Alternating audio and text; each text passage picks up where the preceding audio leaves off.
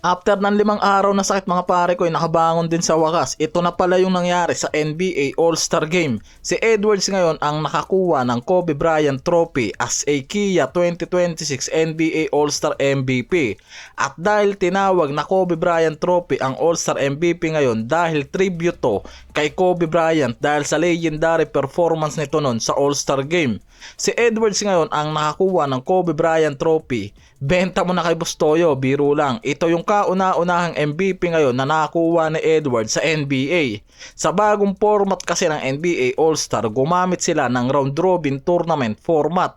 USA Star, mga younger star at USA Stripes na mga veteran star at Team World naman na international stars tulad nila Luka, Wembanyama, Jokic, Giannis at iba pa. Lahat yan nakapaglaro ng tag 2 games tapos ang top 2 teams na maglalaban sa finals. Maagang na-eliminate dyan yung Team World na unexpected nga raw dahil maraming fans ang mataas yung expectation dito sa Team World. Yung kalaban itong si Edwards sa KIA MVP, itong si Kawhi at Wembanyama as a Team US at Team World. Mas pumabor lang talaga kay Edwards dahil sa consistent na performance leadership na ginawa niya lalo na sa final game. Dahil sa USA Stripes versus USA Stars, meron 11 points sa close game. Sa second game naman na may blowout win, meron siyang 8 points. At may total 32 points yan sa buong tournament. May consistent na scoring at leadership bilang star at may clutch scoring pa sa game 1 hanggang finals. Kaya base mismo sa mga analyst, ang All-Star MVP indication ngayon ni Edwards,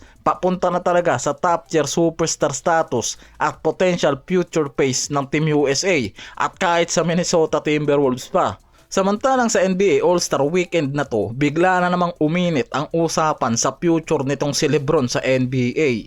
After na tanungin yan sa interview kung ano ang plano niya sa NBA future niya mismo, lalo na kung magre-retiro nga raw ba siya pagkatapos ng season na to. Ang sinagot lang kasi dyan ni LeBron, I just want to live. Pero sinabi rin yan na hindi pa niya alam kung maglalaro pa siya hanggang sa susunod na season na to. Kaya hanggang ngayon, wala pa rin talagang masagot sa final decision itong si LeBron sa media kung magpapatuloy pa rin nga raw ba to ng isang season o tatapusin na lang niya yung season na to sa Lakers.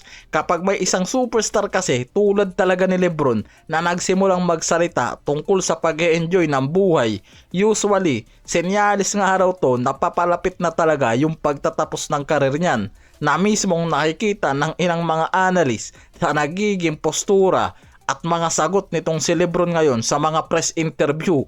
Eto na rin kasi talaga yung taon kung saan mismo si LeBron sumasagot na pagdating sa mga issue at mga tanong sa kanya sa interview. May mga report din kasi talaga ngayon na interesado nga raw yan sa pagiging NBA team ownership o business venture, legacy projects din. Pero sinabi niya na focus pa rin nga raw siya ngayon sa Lakers season. Kaya nga hanggang ngayon talaga pumapasok yung idea ng retirement ni LeBron pero wala pa rin final decision at mga reports sa bagay na yan.